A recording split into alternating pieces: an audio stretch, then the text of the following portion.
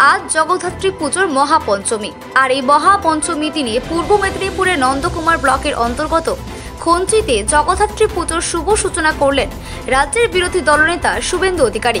খঞ্চি sports and social service ক্লাবের এই পুজো রীতিমতো এবছর জমজমাট। মণ্ডপ সজ্জা থেকে প্রতিমা রীতিমতো নজর করা। আজ মহাপঞ্চমী রাতে শুভেন্দু অধিকারী এই জগদ্ধাত্রী পুজোর সূচনা করলেন।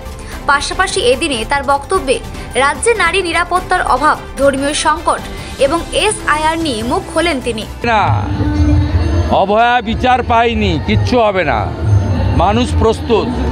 আপনি বলছিলেন হিন্দুদের সংখ্যা কমে গেছে তো, 51-তে 85 ছিল, 31-এ 65 হবে, 41-এ হিন্দু হবে সংখ্যালঘু।